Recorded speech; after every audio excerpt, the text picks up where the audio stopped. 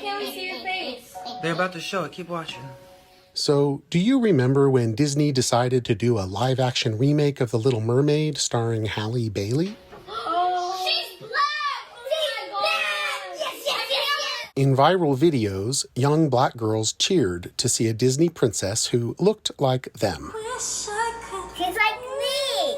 Then the adults joined the conversation. If anything, I mean, not only should the Little Mermaid be pale, she should actually be translucent. They have no kind of pigmentation whatsoever. Of course, the Little Mermaid is black, all right? Everyone whose name starts with Lil is black.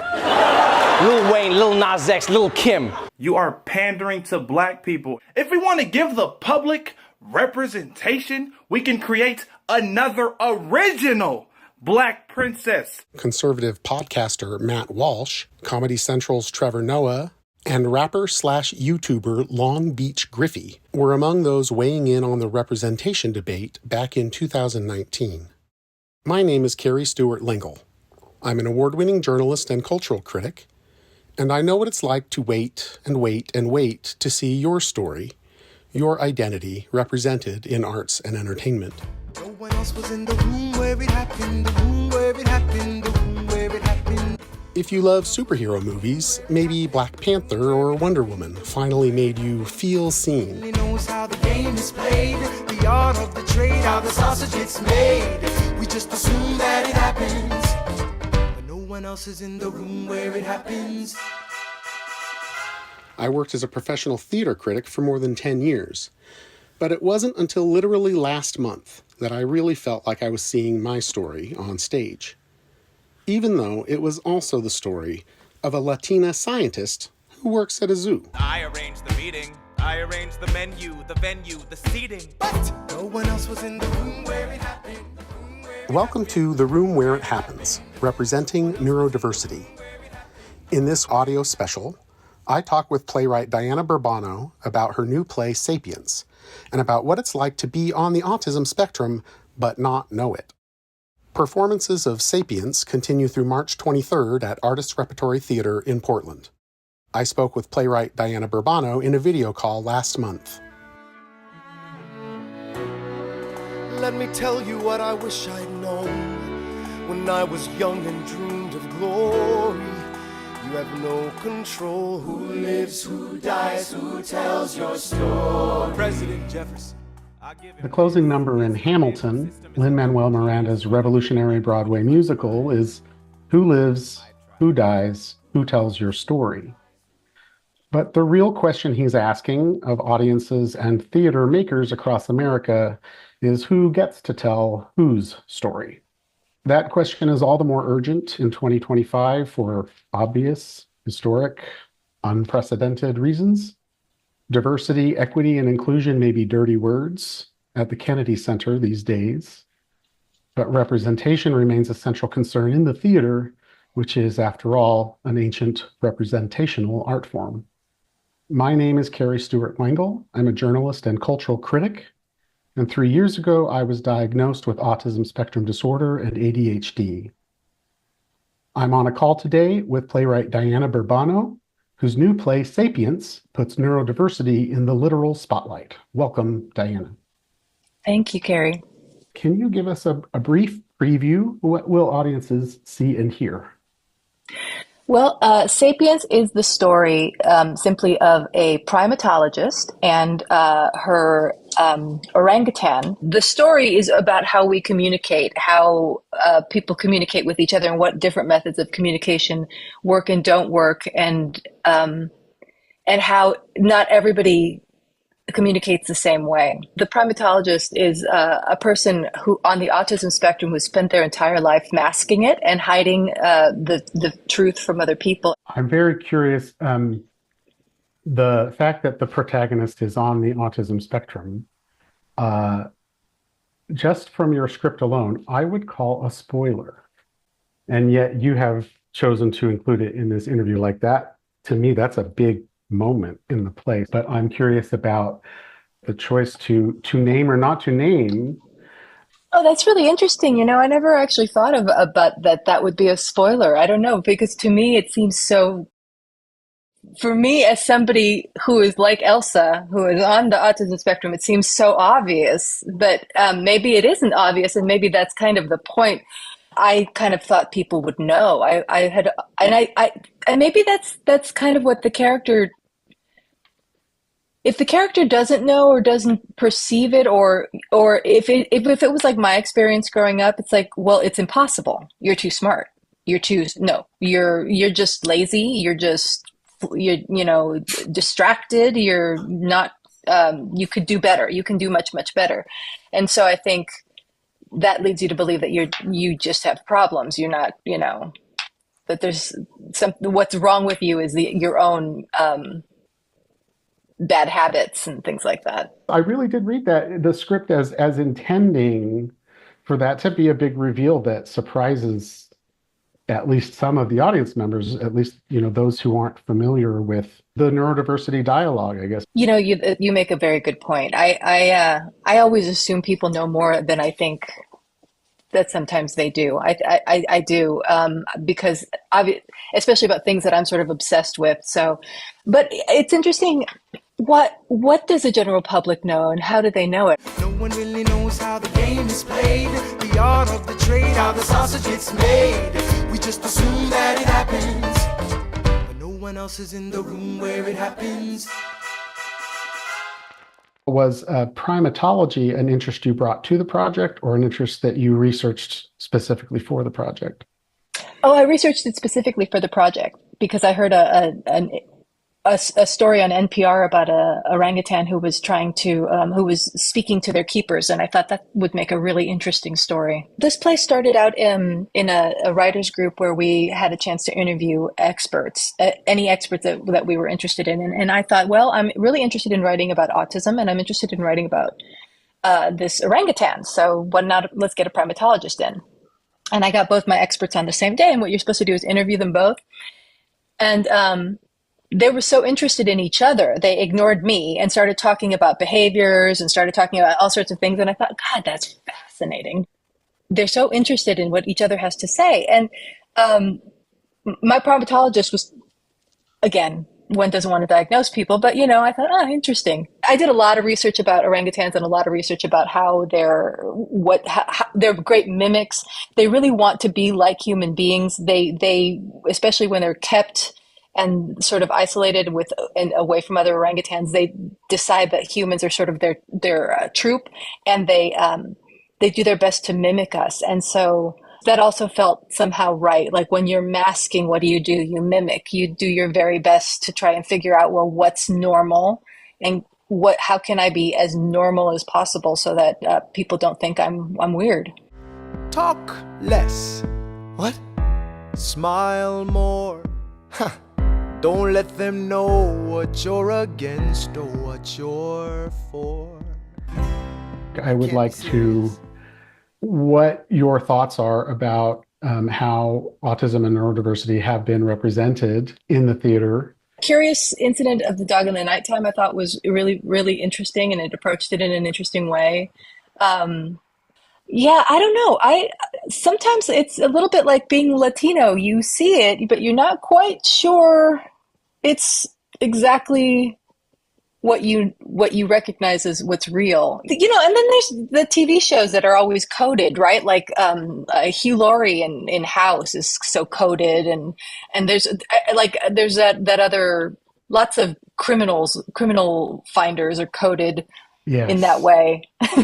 Sherlock Holmes, classically. Starting with Sherlock Holmes, I read an article recently that called those the gifted eccentric trope. Mm-hmm. And for sure, that is part of the things that are coded that way, even unconsciously. I definitely was interested in Curious Incident. I do think that was a very interesting portrayal as well. And also very interesting in that author's choice to never explicitly say autism or Asperger's or anything like that in that novel. Young Sheldon, do you know Young Sheldon in Big Bang Theory? Yeah. I'd like to make a sandwich, but I'm out of bread.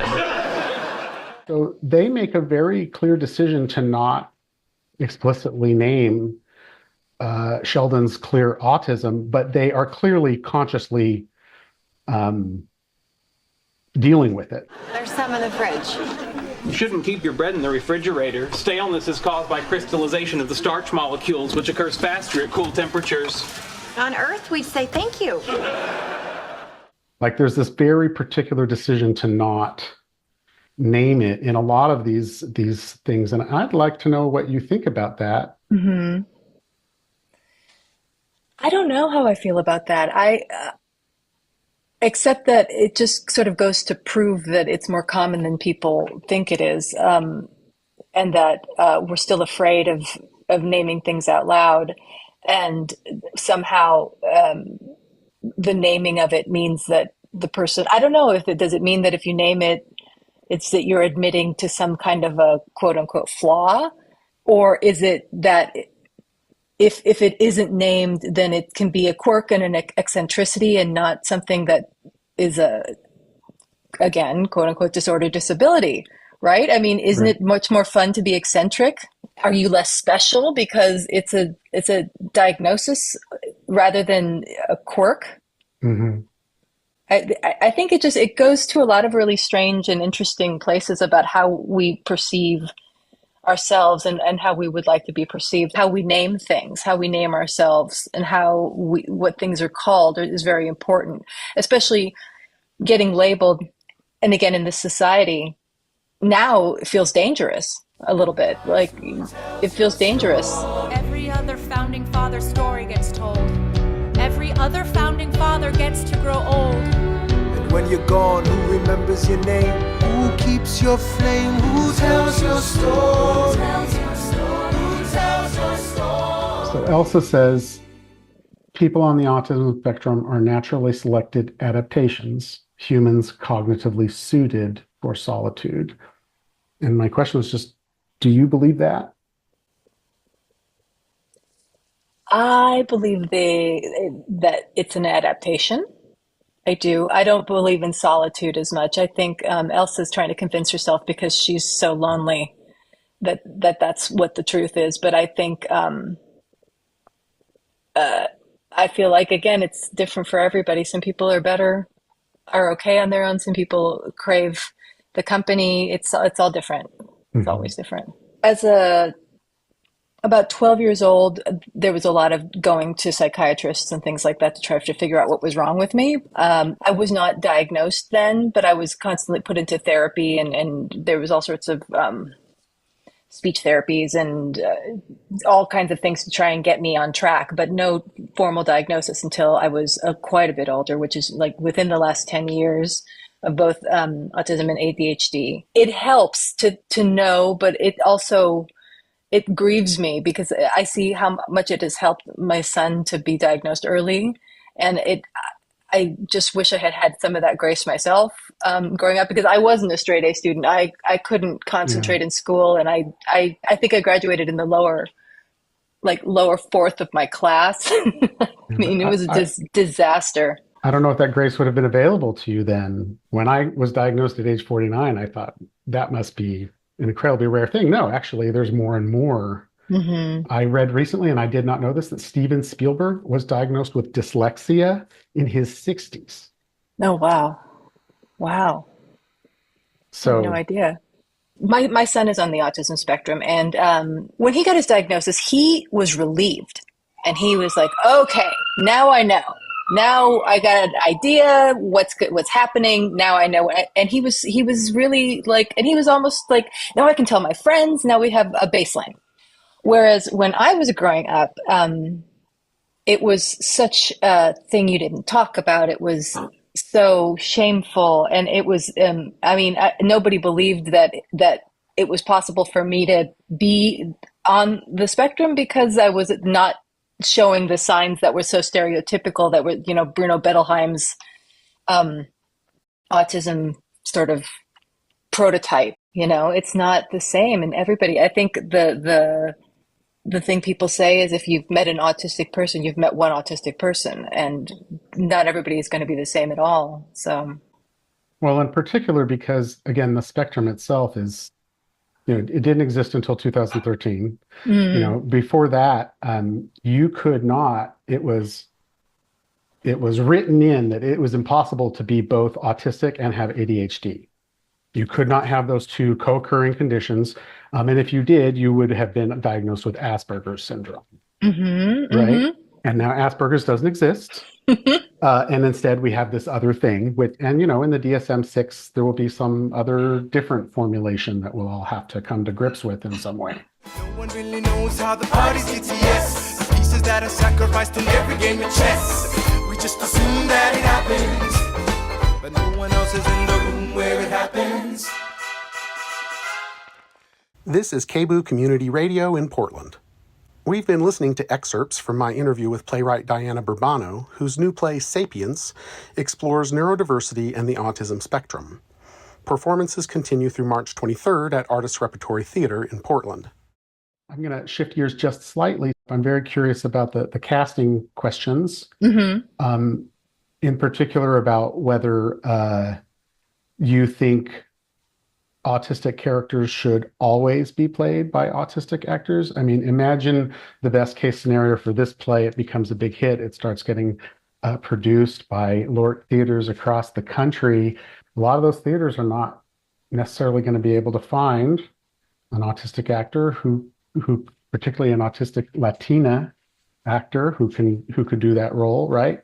How do you feel about neurotypical actors playing neurodiverse roles, given in 2025, given everything that we've led up to, not necessarily going all the way back to Rain Man? I'll say this: I've been an actor since I was a very young person, and just this year I'm going up to Seattle to play a Colombian person for the first time in my life. I used to joke, because I did musical theater, and this was before In the Heights was a big thing, that I did both of the Latino characters in musical theater, right? Like, I did them. Got it. That's it. So I've never played Colombian before. And I've spent a lot of time playing Mexican characters. I've played characters from, different countries, but never my own country. But because the paucity of parts is such that you feel like, yes, I can take this Mexican character because I'm close enough. And I think it's such a strange and weird place to be because there's not enough roles. And I feel like if there is an actor who self-identifies as being on the autism spectrum, who wants to come in and audition for the part and is Latina, then that role should be theirs. I don't know. I mean, I don't have a great answer for you. It is such a strange and weird thing because representation, it sounds like such a highfalutin thing, but it's literally like there's just not enough roles. And there are actors in LORT theaters. There are lots of actors all over the place who have auditioned at LORT theaters, have gone to open calls, and have tried and tried and tried and have never been cast, and then have just given up. And I think when a theater says that they can't find a certain actor, then I think, well, why don't the actors trust you enough to come out? Especially with actors of color. Like, why don't they trust you enough to come out? What has happened to them in your theater that has caused them to go, nope, that's not a comfortable space for me? I think for actors of color, there's just an element of, can we please have something of our own? Can we please have something of our own? Can we I don't want to do a Black Willy Loman. I want to write a character that is equal and as exciting. When my time is up, have I done enough? Will they tell your story? I'm Carrie Stewart Lingle, and this is The Room Where It Happens, representing neurodiversity. Sapience joins a small but growing collection of plays exploring neurodiversity, and an even smaller list of plays specifically written for autistic actors to perform. The Curious Incident of the Dog in the Nighttime, based on the best-selling novel by Mark Haddon, has been hugely important for representing autism in the theater, even though both Haddon and the adapting playwright, Simon Stevens, choose not to give the main character an official diagnosis. My name is Christopher John Francis Boone. I live at 36 Randolph Street, Swindon. I like maths, outer space, looking after Toby, and I see everything. I loved this play for a lot of reasons. but not because I saw myself in the character of Christopher.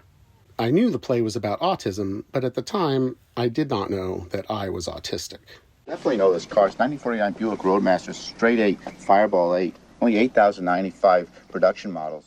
I certainly didn't see myself in Rain Man, the 1988 film starring Dustin Hoffman and Tom Cruise. That movie was probably my first introduction to autism, or maybe it was an ABC after-school special. The point is, none of the depictions of autistic characters in mainstream media looked like me at all. I'm a weirdo. That's what everyone says. Sometimes I don't know what people mean when they say things. Things have changed a bit in recent years. Shows like Atypical on Netflix and The A Word from the BBC have done a lot to educate the public about autism. But they are definitely not the last word. Geek. Noun.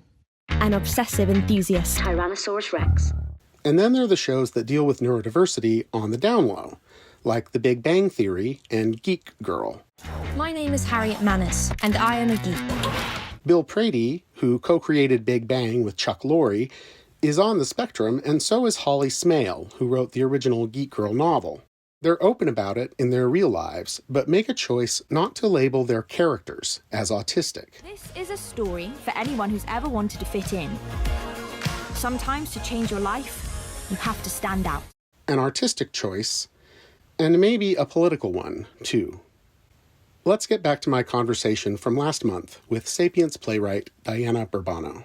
You talked about, a black actor might want a black Willy Loman. Well, black actors have many Willy Lomans, thanks to August Wilson.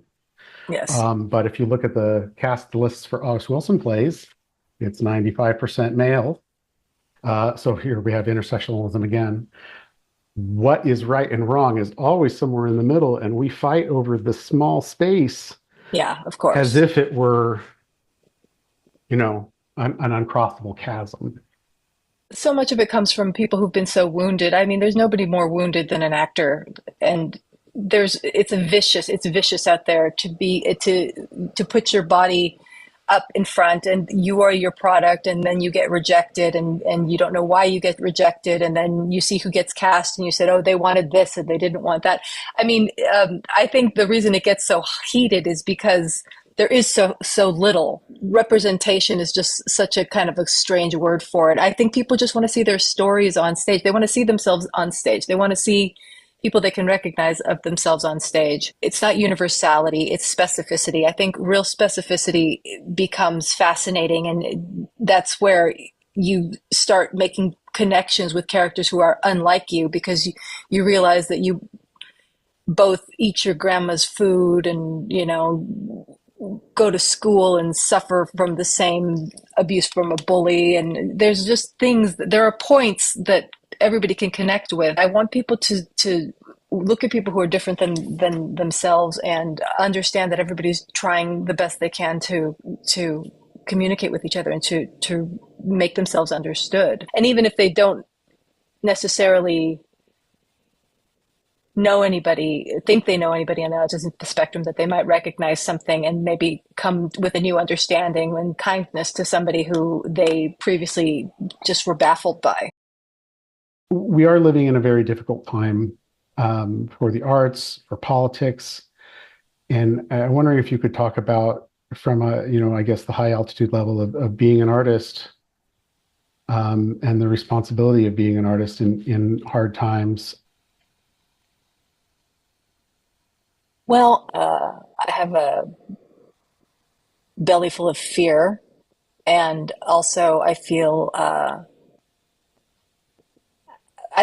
wanted to hide my head under a blanket for a while, but now I hope I'm back to being able to write about it. But, starting to write a play and then having history sort of start catching up to what you're doing and sort of moving past what you're doing is sort of a wild phenomenon, which I experienced during the first administration. I did a lot of protest writing then.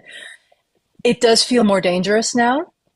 It feels more exposed. It just the fact that that both race and gender have been called out as topics that, for example, the NEA cannot fund.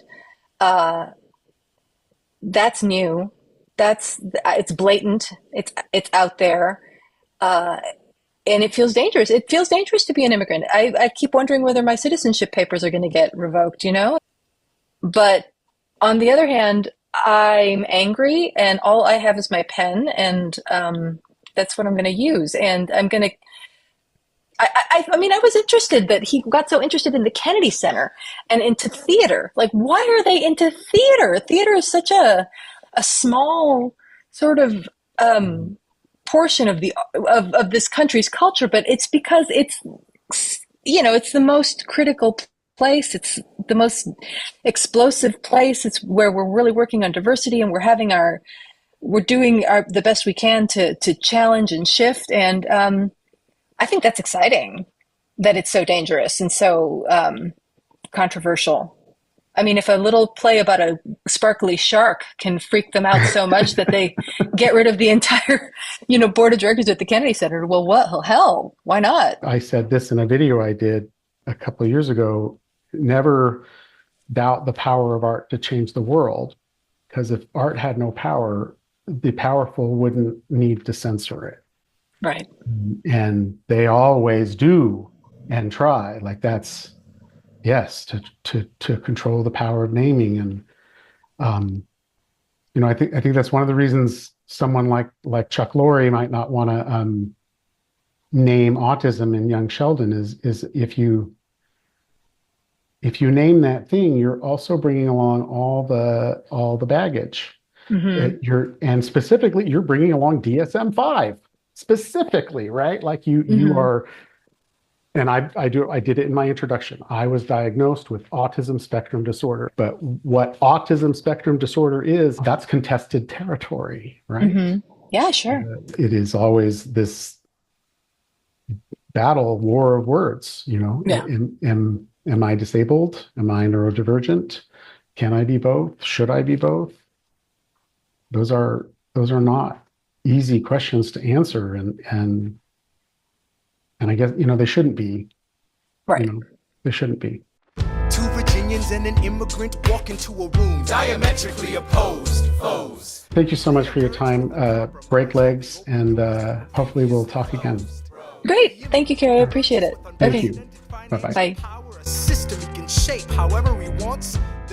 You've been listening to The Room Where It Happens, representing neurodiversity. This is KBOO FM 90.7 in Portland.